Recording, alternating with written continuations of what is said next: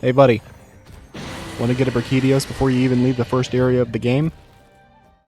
Well, hello there everybody. Yeah, this video is not scripted, just a little quick thing I'm throwing together, but if you're playing Monster Hunter Stories 3 like I am, there's a very high chance that after you beat the demo and you transferred your data over, you went and you started doing some of the side stories, and in Cora's side story, you got jump scared by a Brachidios that was in that dungeon that came in the first area of the game. However, here's the thing we know. It's not a feral monster, it's not an invasive monster. It's just chillin'. Which means it can be retreated. Which means we can get a Brachidios in the first area of the game. So, who wants to do that? Okay, so you actually unlock this literally as soon as the demo ends. So that's when side stories unlock, and Cora's side story is how you're able to access this dungeon. Now, there's a few things you want to keep in mind here. Personally, I would recommend going and completing a little bit of the main story to the point that you unlock the Rite of Channeling. That's like 2 boss fights after this. It's not too much further in the game, and an extra level or 2 never hurts. This fight isn't actually going to be that hard compared to some of the other ones, but it's going to take a while. This battle took 30 minutes to do. But it's not like, say, Feral Brachidios, where you're constantly on edge, like, oh god, I'm gonna die, I'm gonna die, I'm gonna die. No, this one is pretty straightforward. There's just a tiny bit of bullshit mitigation you have to prepare for ahead of time.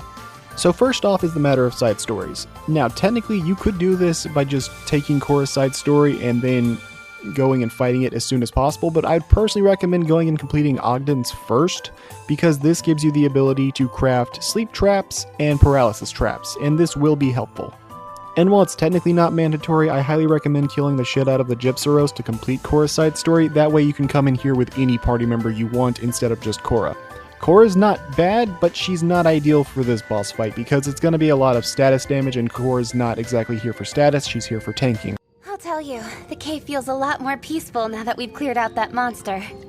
Leia, are you sure about that? Now it's time for what sort of monsters you'll probably want ahead of time, and realistically, for the most part, the monsters you had during the demo, if you were going for some of these other challenges, will work just fine. What I'm personally going to recommend, though, is, other than obviously pick up the save point inside the dungeon, because that way you don't have a crazy run back and you can also just reset in case something goes wrong, I'm going to recommend the obvious of Purple Gypsaros. However, I'd say only 2 should be necessary for this, but it's up to you if you want to bring along 3. They're going to be mostly there for building up the Wyvernfell gauge, as well as, you know, stunning the monster and maybe poisoning it. As for your character, definitely want the Venom Monster Hammer, which is the one from Gypsaros, because it has the Sweet Spot skill, which lets you do a lot of stun damage, as well as being able to poison. Magic Charm is a great piece of insurance, as well as being able to just have the pet decoration on, which lets you build up kinship gauge. Your third weapon doesn't matter, but I kind of like having Hydra Ephra as a piece of insurance because it lets you tank any hit, and Tentacle Armor from Namiel is also really good because it will let you have increased stamina. Interestingly enough, the Brachidios armor is also really good, but if you're trying to fight the Brachidios, unless you killed the feral one, odds are you probably don't have that armor at this point. And of course, I recommend bringing along Ogden because he's going to be poisoning the boss a lot, buffing you a lot, and he's going to be stunning the boss with traps. Speaking of which, I would recommend crafting a sleep trap and paralysis trap ahead of time. You can only bring in 1 per battle, but it's still helpful. As for other monsters, some technical monsters will be good for his enraged form, speed monsters are good for his normal form, Gypsaros is good for stunning, and I actually do think the Ivory Legiacris is pretty good because it has the egg skill Ardor Shell, and that is a way to easily restore a heart. It's a good form of insurance. That being said, to get this, you not only have to kill Feral Nursilla, then defeat the invasive Plesioth, and then get the Legiacris, and then breed it up to mutate the Ivory one, but then you also have to kill Feral Brachidios to actually gain access to the neutral zone. So we're kind of getting to the point where the preparation is more difficult than just killing the fucking Brachidios in the first place. Do that more if you want to. Also, what can be good is forging a big barrel bomb and some paintballs. The big barrel bomb you're going to get from completing Korra's questline. It does a flat 100 damage, but that flat 100 damage can be useful because it also is a good way to recover stamina while doing damage. Lastly, get the first strike to start by taking out a quarter of his HP. Now, to be honest, this fight is considerably easier than Feral Brachidios, but there's a little bit of RNG bullshit. So that's why I recommend bringing Ogden, because it lets you do a bunch of that mitigation, and also having those traps at the ready. The big thing with this fight is going to be, well, the first 3 turns are most important, and thankfully, with Ogden in the party and getting that preemptive strike, the first 3 turns, instead of being very dangerous RNG, it's completely scripted. You'll always get the first attack without him being able to do anything because you got the preemptive. The second turn, Ogden's AI 99.9% of the time will go for a pitfall trap, which will stun the Brachidios. And then the third turn, the Brachidios will either get knocked over from your stunning, or he'll get enraged, which means he's going to go for a speed attack on turn 3.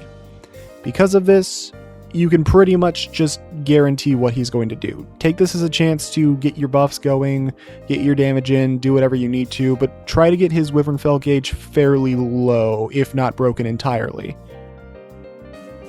And turn 4, or his second turn being enraged, is when he's going to go for his Brachidios Rampage. More importantly though, after he recovers and he's no longer enraged, he's always going to go, at least from what I've seen, always going to go for Explosive Headbutt. If he's recently been stunned and it said Slime Depleted, you're good to go. This attack will always fail and will always miss the entire party. If it doesn't, it's a head-to-head attack, but it's a head-to-head attack that hits your entire party and can inflict Blast Blight. Because of this, it can be very annoying if he decides to target Chirpy or Ogden and they're going to lose the head-to-head. It's always a power attack, but that's why I recommend having the Trank Trap ready to go, because that is your bullshit mitigation.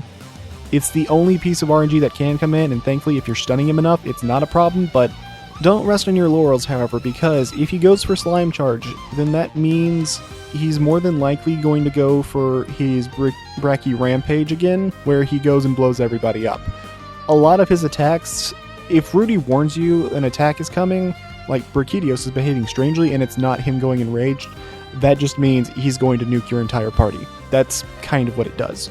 So what we want to do is just not let that happen. Trank traps, stunning, kinship attacks, whatever you gotta do.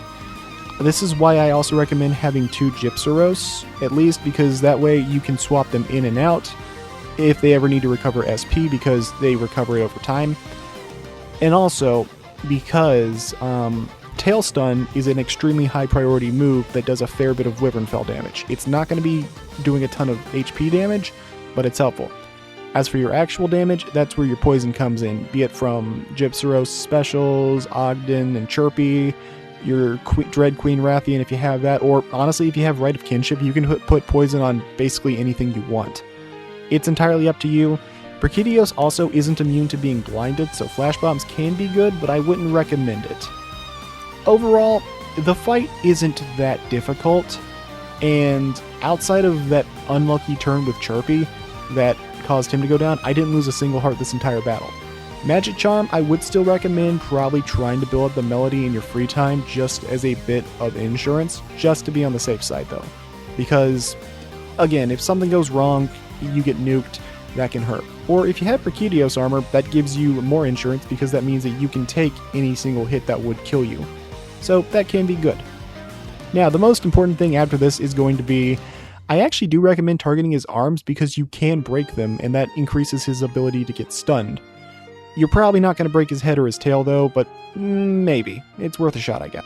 The last part will be near the end of the fight. So, at this point, when his health gets really low and he's poisoned, I recommend throwing a paintball at him. It inflicts retreat rate up, and between that and you likely having an S rank from how long this fight's gone on, that more or less guarantees that the Brachidios will retreat, ensuring you get the egg. It's pretty high if you don't do it, but this is more or less just raising your odds from like, I don't know, 70% to 99.999%. And one last thing would be, after you beat Brachidios, I highly recommend you just go into the den and pick up the eggs. Don't worry about trying to save and quit because the den will despawn after you reload the game. It's going to take a bit of time, but it's really not that difficult. It just can take a while. Alternatively, since we no longer have that level cap, you can just choose to come here later when you're stronger and get it then. That being said, when you get inside, the Brachidios actually has 2 different nests most of the time, but realistically, it doesn't matter too much. Why? Because you're probably not going to be using this Brachidios egg that you get. Instead, what I'd recommend is look at what design looks cool or what skills you think would be helpful, and release the Brachidios into the wild to essentially just breed another monster and, make Azuria a less safe place than it already was. Yeah, I'm not so sure that we're the heroes the story thinks we are. I've currently got a Dread Queen Rathian, Ivory Legiacris, and now Brachidios completely on the loose in our hometown. Whoops. Watch out! You did it!